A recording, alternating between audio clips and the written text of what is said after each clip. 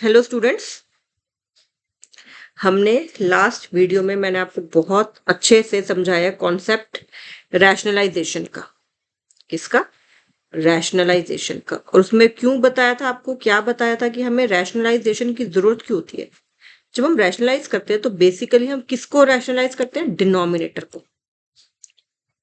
Denominator को कभी भी देखना, अगर रैशनलाइज करने को आपको सिंपली रूट टू को रैशनलाइज करने के लिए नहीं बोलेंगे, ठीक है। प्रोडक्ट निकालने के लिए बोल सकते हैं root two into root two, that's a different thing. But जब रैशनलाइजेशन की बात आएगी तो वो आपको कब बोलेंगे? जब वन अपॉन रूट टू है। वन अपॉन रूट टू क्यों?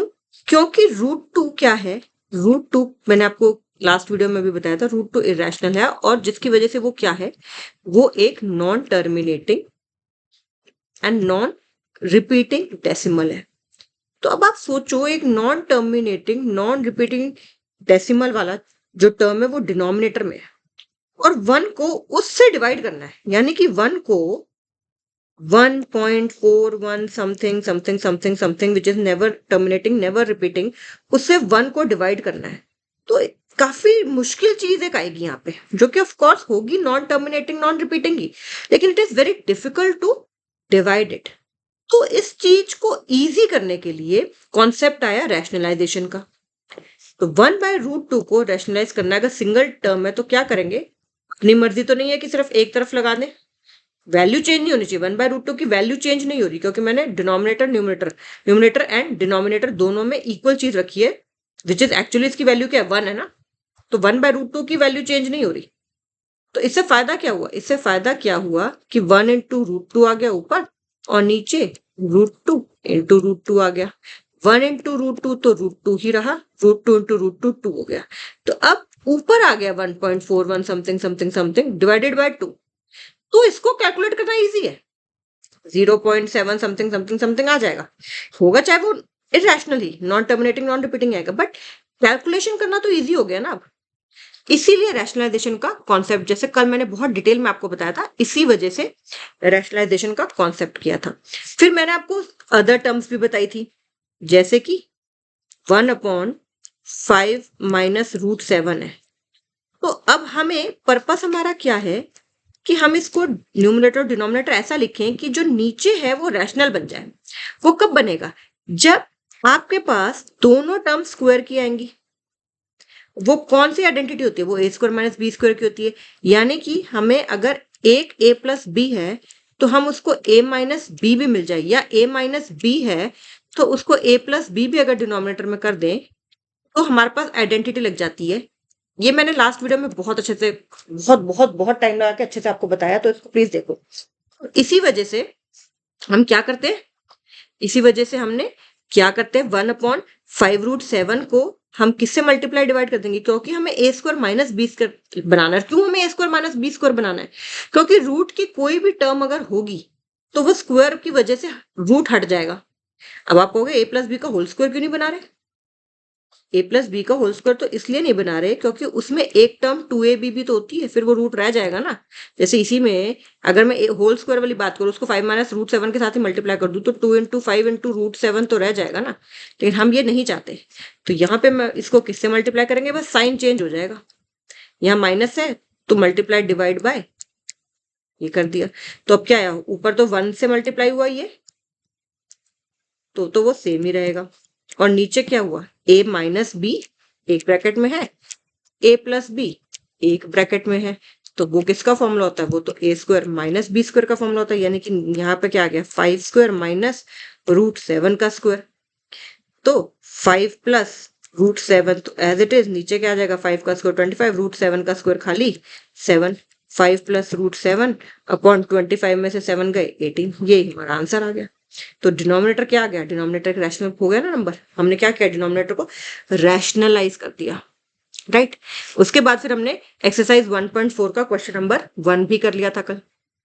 कल की जो वीडियो थी उसको देख लीजिएगा, उसमें हमने क्वेश्चन नंबर 1 भी कर लिया था, जिसमें हमें सिर्फ इतना बताना था कि कोई नंबर रैशनल है या नहीं है।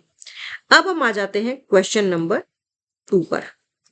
अब हम आ जाते हैं क्वेश्चन नंबर 2 पर, जिसमें क्या बोला है? सिंप्लीफाई करना है। क्या करना है? सिंप्लीफाई। तो कर देते हैं भाई सिंप्लीफाई। पहला पार्ट है 3 प्लस √3 एक ब्रैकेट में, दूसरी ब्रैकेट में 2 प्लस √2। सिंपल मल्टीप्लीकेशन है दो ब्रैकेट्स की।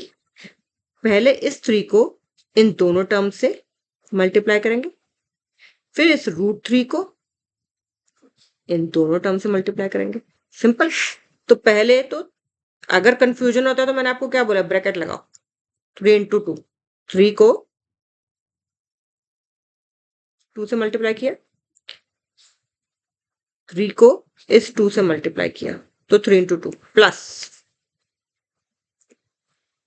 3 को √2 से मल्टीप्लाई किया, प्लस अब √3 को 2 से मल्टीप्लाई कर रहे हैं, प्लस √3 को √2 से मल्टीप्लाई कर रहे हैं। राइट। तो 3 इंटू 2 क्या हो गया, 3 इंटू 2 क्या हो गया, 6 हो गया।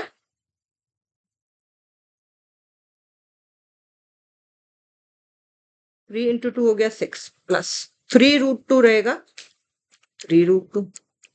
ये क्या हो जाएगा, 2√3। मैंने बताया था पहले रैशनल पार्ट लिखते हैं फिर इरेशनल लिखते हैं। और √3 इंटू √2 हो जाएगा √6। क्यों, क्योंकि √a इंटू √b को √ab लिख सकते हैं, एंड उल्टा भी √ab को √a इंटू √b लिख सकते हैं। अब देखो एडिशन और सब्ट्रैक्शन में हमेशा लाइक टर्म्स जो होती है वो ऐड या सब्ट्रैक्ट होती है। मल्टीप्लिकेशन में जैसे ये रैशनल पार्ट है, ये रैशनल पार्ट है, मल्टीप्लाई तो हो गया, तो हमने 2√3 लिख दिया, 3√2 लिख दिया। ले अब देखो क्या चारों टर्म में से कोई भी लाइक टर्म्स है, √2 एक अलग टर्म है, √3 वाली एक अलग टर्म है, √6 वाली एक अलग टर्म है, 6 वाली अलग टर्म है। तो हमारा यही आंसर आ गया। हम इससे ज्यादा इसको सिंप्लीफाई नहीं कर सकते। अगर मान लो ये वाली टर्म 2√2 होती, ये वाली टर्म, और ये 3√2 है, तो हम 5√2 लिख देते। 3√2 प्लस 2√2 होती तो हम 5 लिख देते थे, क्योंकि ये बेसिकली 3x प्लस 2x हो गया अगर हम √2 को x मान ले तो। ये सब भी मैंने पिछली वीडियोस में बहुत बार बता दिया, तो आपको दिक्कत नहीं आनी चाहिए। फिर वॉचिंग एवरी वीडियो तो इतने डिटेल में, इतने आराम से मैं करा रही हूँ कि आपको कोई दिक्कत नहीं आनी चाहिए। अब इसका सेकेंड पार्ट क्या कहते हैं, 3 प्लस √3 इंटू 3 माइनस √3। यहाँ पे आपको देखो मल्टीप्लीकेशन वाला तो अभी जो बताया वो तो है ही, अगर ना याद रहे आपको कि पहले इस 3 को 3 से, पहले इस 3 को 3 से, फिर इस 3 को इससे, फिर इससे, फिर इससे, ये तो आपके पास ऑप्शन है ही। लेकिन आपको यहाँ पे ये भी दिख रहा होगा कि यहाँ पे आपके पास आइडेंटिटी लग रही है। यहाँ पे आपके पास क्या लग रहा है, आइडेंटिटी लग रही है। कौन सी, a plus B into A minus B की।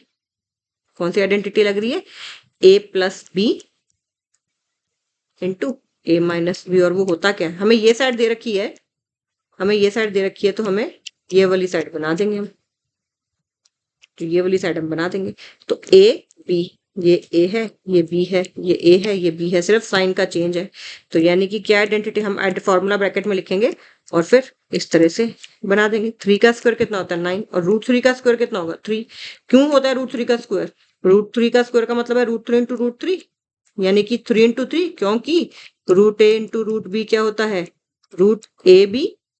तो ये आ गया √9, और √9 क्या होता है 3 होता है। तो सिंपली ये स्क्वायर और ये कट जाते हैं, तो ये क्या गया 3, 9 में से 3 गए 6। यही हमारा आंसर है, इससे ज्यादा सिंप्लीफाई और नहीं हो सकता। ओके, तो जितना ज्यादा ध्यान से इसको देखोगे उतना ज्यादा आपको समझ आता जाएगा। अब अगला पार्ट इसका, √5 प्लस √2 का होल स्क्वायर। स्क्रीन फिर से हैंग हो गई है, just wait for a minute, for few seconds, in fact not even a minute। √5 plus √2 का होल स्क्वायर, √5 प्लस √2 का होल स्क्वायर। यहाँ पे भी आपको फॉर्मूला पता है, क्या होता है फॉर्मूला, a प्लस बी का whole square is equal to a square plus 2ab plus B square. ये कैसे आया था, ये भी मैंने आपको बताया फॉर्मूला कैसे आया। बेसिकली कैसे आता है, √5 प्लस 2 को मल्टीप्लाई जब करते हैं √5 प्लस 2 से, और फिर अपना नॉर्मल मल्टीप्लीकेशन करो, ठीक है। तो उससे आ जाता है। लेकिन अब तो हम क्यों मल्टीप्लाई करें दो ब्रैकेट को, √5 + 2 को √5 + 2 से क्यों मल्टीप्लाई करें, जब हमने 8th क्लास में सीख लिया बहुत अच्छे से कि a + b का whole square equal to a² + 2ab + b²। तो कर दें, पहली टर्म ये a है, ये b है, तो a + b का होल स्क्वायर का पहली टर्म का स्क्वायर प्लस 2 इंटू पहली टर्म इंटू दूसरी टर्म प्लस सेकेंड वाली टर्म का यानी कि b का होल स्क्वायर। ब्रैकेट में ये फॉर्मूला लिख देंगे। √5 का स्क्वायर हो गया 5, 2 √5 इंटू √2 को मैं √10 लिख रही हूँ। क्यों? वही जो भी बताया था, √a into √b is √ab into b। और √2 का स्क्वायर क्या हो जाएगा? खाली 2। अब ये दोनों लाइक टर्म्स आ गई, तो क्या इनको ऐड करके 7 लिख दूं और 2√10 एज इट इज, क्योंकि वो अनलाइक है।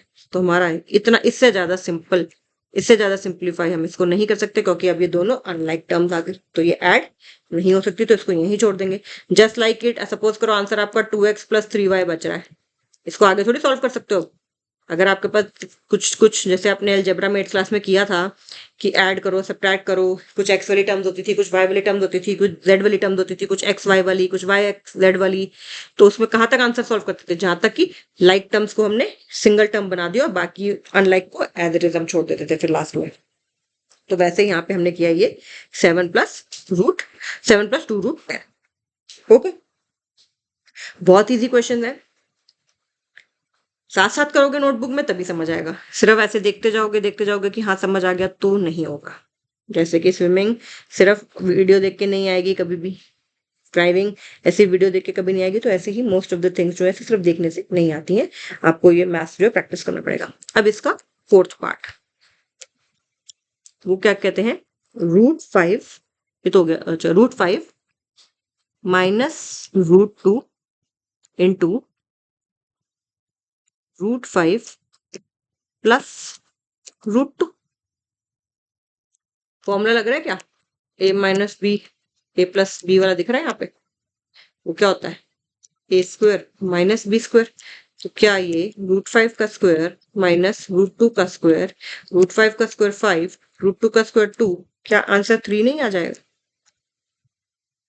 है कि नहीं इजी?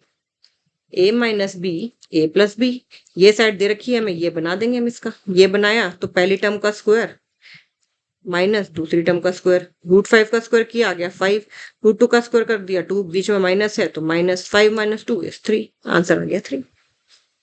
आंसर क्या आ गया? 3।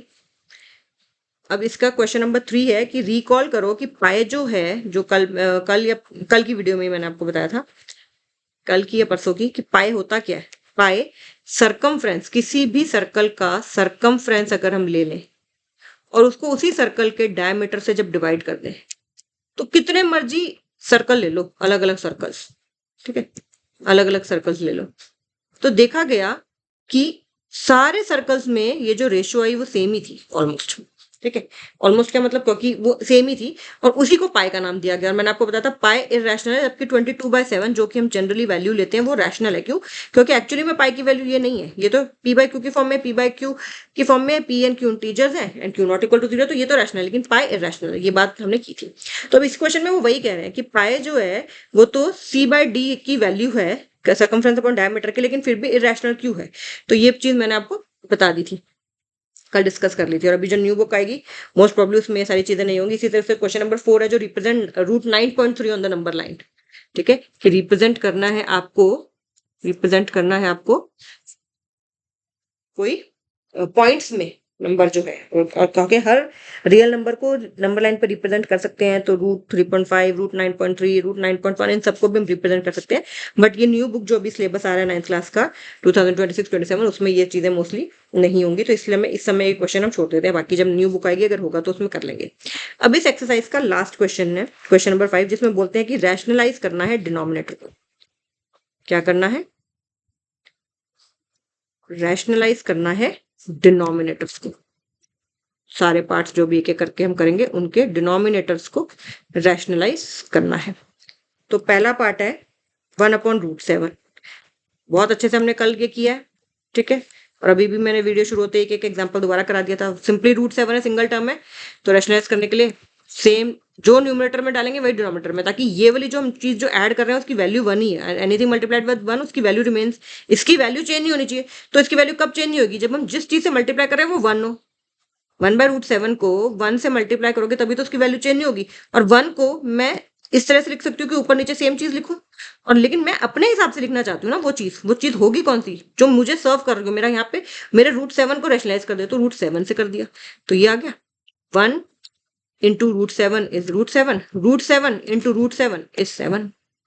1/√7 है, इसको √7 से मल्टीप्लाई डिवाइड कर दिया तो 1 इंटू √7, ऊपर न्यूमरेटर को न्यूमरेटर से मल्टीप्लाई किया गया, ये नीचे डिनोमिनेटर को डिनोमिनेटर से मल्टीप्लाई कर दिया तो क्या आ गया 7। हो गया रैशनलाइज, डिनोमिनेटर डिनोमिनेटर रैशनलाइज हो गया। बस इतना करना था, ठीक है, इस पे क्वेश्चन आ जाता है। ओके, तो ये चीज आपने ध्यान रखनी है। अब इसका सेकंड पार्ट, सबसे पहले मैंने शुरू होते ही, जबकि कल हमने बहुत अच्छे से कर ली थी चीजें, फिर भी शुरू होते ही मैंने आपको ये दोनों के एक एक जो है वो करवाए थे। सिंगल टर्म है तो भी कैसे करना है, और अगर कैसे हम why we use the identity, ताकि हम किस तरह से हम उसको मल्टीप्लाई करते हैं ताकि आइडेंटिटी a² - b² वाली यूज हो जाए। ओके,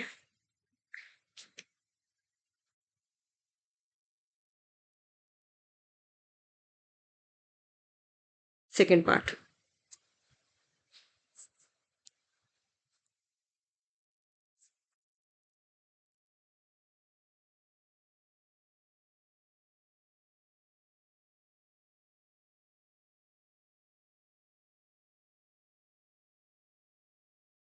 1/√7 -√6, तो आइडेंटिटी बनानी है, तो अगर ये ब्रैकेट a - b दे रखा है तो मुझे a+b से इसको मल्टीप्लाई करना है। पर्पस वही है, मुझे आइडेंटिटी बन जाए मेरी a² - b², और a² - b² क्यों बने, क्योंकि स्क्वायर रूट जब स्क्वायर करेंगे स्क्वायर रूट का तो वो कैंसिल हो जाएगा, तो रैशनल नंबर आ जाएगा।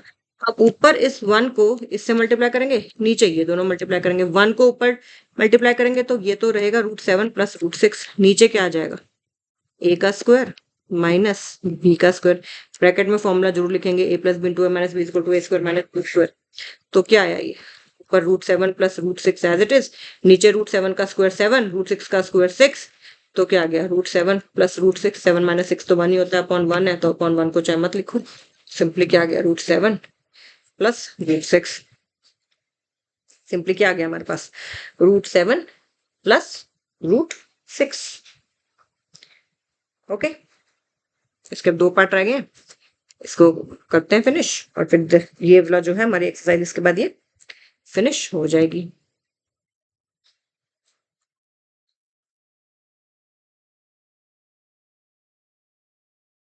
पता नहीं ये वन नोट इतना ज्यादा हैंग क्यों होने लग गया, पहले तो बिल्कुल नहीं होता था, बट अब ये काफी ज्यादा हैंग होने लग गया है।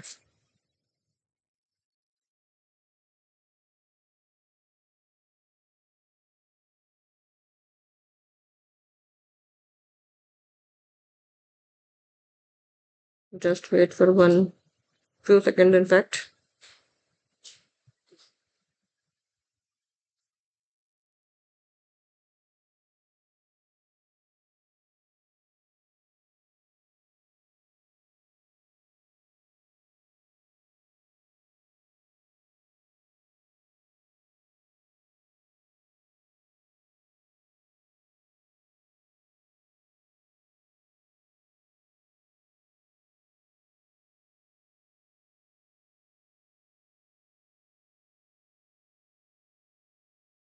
अगला क्वेश्चन तब तक आप करिए, 1/, पूरे के नीचे डिनोमिनेटर के नीचे √5 + √2, नोटबुक में करिए 1/, पूरे के नीचे क्वेश्चन नंबर एक्सरसाइज 1.4 का क्वेश्चन नंबर 5 का थर्ड पार्ट, 1/√5 + √2, ये √5 + √2 पूरा 1 के नीचे है, पूरा डिनोमिनेटर है ये √5 + √2, इसको करने की कोशिश करिए।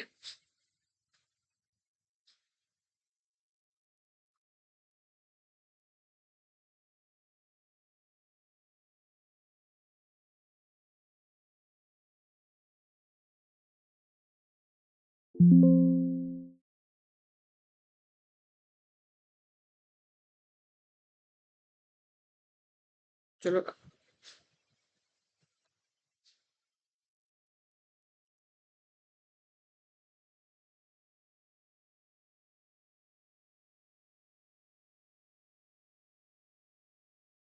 अगला पार्ट क्या है, 1/√5 प्लस √2, 1/√5 प्लस √2। फटाफट से कर लेते हैं इसको।